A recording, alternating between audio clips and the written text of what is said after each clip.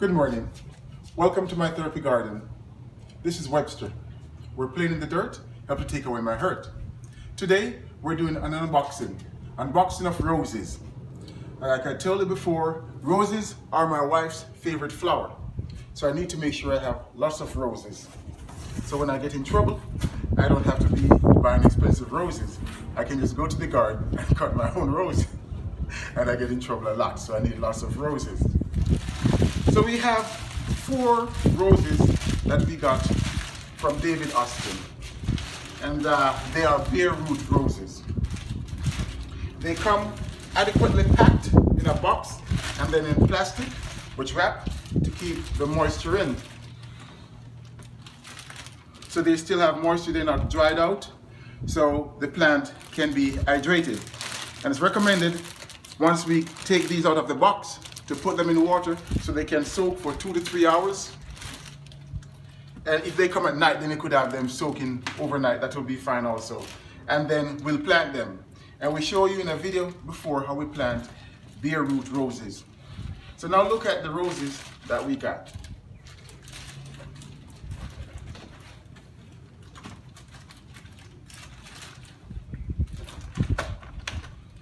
Okay, so you'll see these are healthy looking roses with lots of new shoot.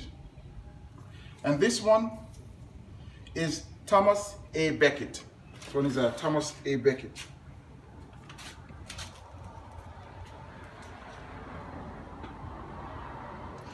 The Thomas A. Becket is a light red rose with a very strong old-fashioned rose fragrance. So if you remember roses from your grandmother's garden with that rose scent, Thomas A. Becket is one of those. Okay, but it's light pink. Got the new buds coming up. And I was reading that the best time to plant bare root roses is right after Easter. So right at Easter and after. Because that's when you'll have the last frost days. So if you live further down south, you might be able to plant it before Easter. But if you live up north, you might have to wait until about Easter or when the last frost date has passed, because we don't want these tender shoots to get frozen and burn off, because then that will defeat the process of your bare root rose. So that's the first one we have for David Austin rose, which is Thomas A. Becket, which is a soft pink rose.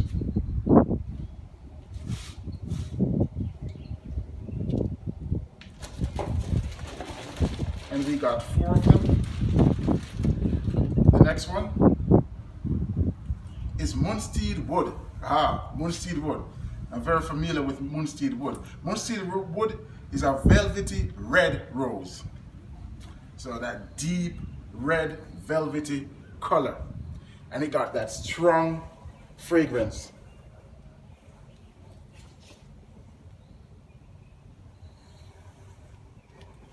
David Austin described the fragrance as exceptional.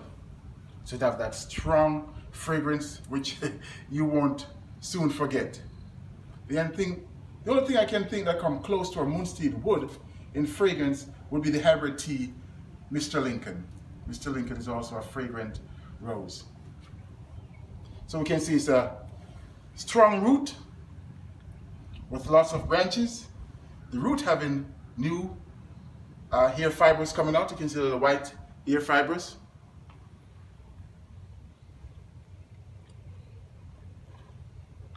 And then of course we have a lot of buds coming up. And that's the Munsteed Wood, which is a deep red with that exceptional fragrance. Our next rose in the unboxing is Jubilation Celebration. This one is called Jubilation Celebration. Jubilation Celebration. Again, strong root system and a lot of bud coming up. This one will be salmon pink. Salmon pink. Again, highly fragrant, highly fragrant. I love fragrant rose, so all the roses I get, I always try to get fragrant rose, so you get that perfume when you walk in the garden.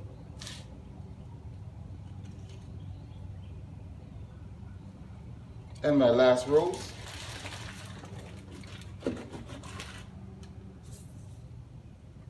is Alnwick Rose. Alnwick. Strong root.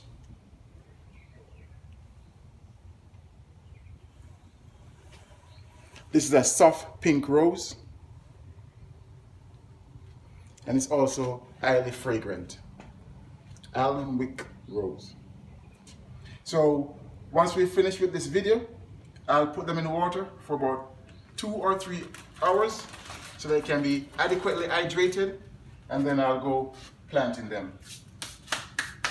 So these are more roses from David Austin for my rose garden. Like I said, bare root roses, you don't have to be afraid to plant your bare root roses. The only thing is that bare root roses is best to be planted in spring. So early spring, best time to plant it, your bare root roses, because you don't want the new shoots coming up to get frostbite. You know, if it's still too cold, then the cold weather will kill all these new shoots, these buds coming up, and you will lose your rose that way. So you'll wait till about Easter, you know, early to mid spring to plant your bare root roses.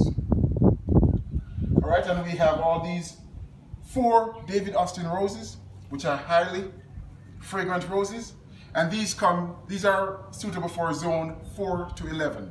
So if you live in any of those zones, 4 to 11, you can always get these roses. And remember that your roses like well-drained soil. So if you're in a clay area like I do, if you live in a clay area like I do, then make sure you add some compost, some soil conditioner to it, you know, to amend your soil. And also, you know, experiment with different type of roses, because I didn't know until I started gardening how many different type of roses there are. But I like the fragrance of David Austin, so I'm experimenting with all David Austin rose on one side and get some hybrid tea, some Floribunda, and some Grandiflora on the other side. Like I said, I didn't know that there was so many different type of roses, you know. But if you love roses and you love that old-fashioned rose smell, you can go for your David Austin roses. Okay guys, so that's our unboxing of roses today. Okay, if you like this video, please subscribe to it, share it with your friends and family. If you have a comment, leave it at the bottom, and of course hit the notification bell so you can be notified when there are new videos. So this is Webster from My Therapy Garden YouTube channel. We're playing in the dirt. Help me take away my hurt. So I'll see you in the next video. Bye for now, guys.